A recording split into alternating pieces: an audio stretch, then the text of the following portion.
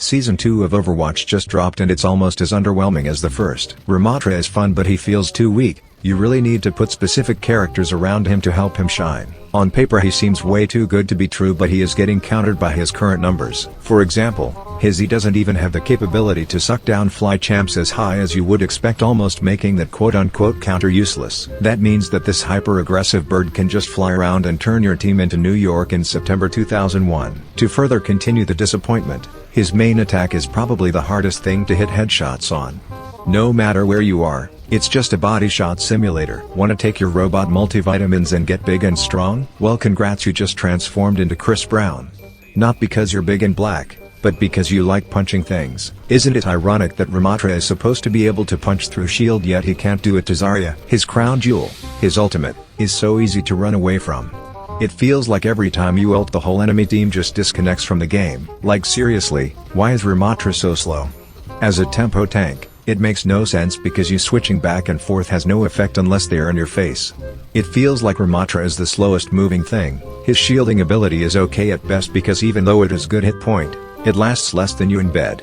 When you're on the nano steroids, it's replaced with block, which just feels like the most useless ability in the game. Let me lift my arms up and get turned into Riley Reid the way you get effed in the back. It feels like Doomfist before his buffs this season, which if you didn't know was absolute dog water.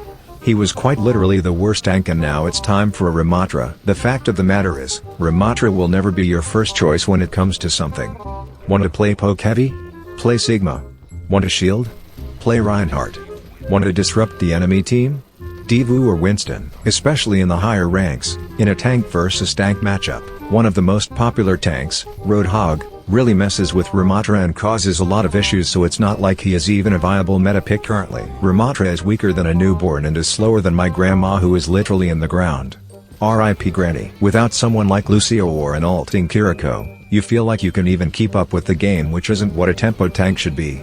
You are supposed to change the tempo, but no. You walk like both your knees got sat on by Lizzo. I guess it's not all bad because he is behind a paywall, so it's better for him to be garbage and get buffed than ruin the free-to-play aspect with pay to win. But I can only imagine what buffing him is going to be like. The devs are going to be crying because his kit has so many components and you can't just slap a quick change on it.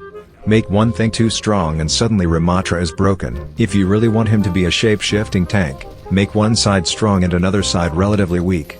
Make his nano steroids stronger and keep staff dude more weak, and it would make sense than keeping both on an equal field. If you want him to be good, don't make the kit feel almost reliant on heroes such as Kiriko to bail you out and make you useful. I did buy the battle pass and I will make videos about it soon, and so far I can say it's less disappointing, but still am questioning if it is worth it. Oh well, GGEZ.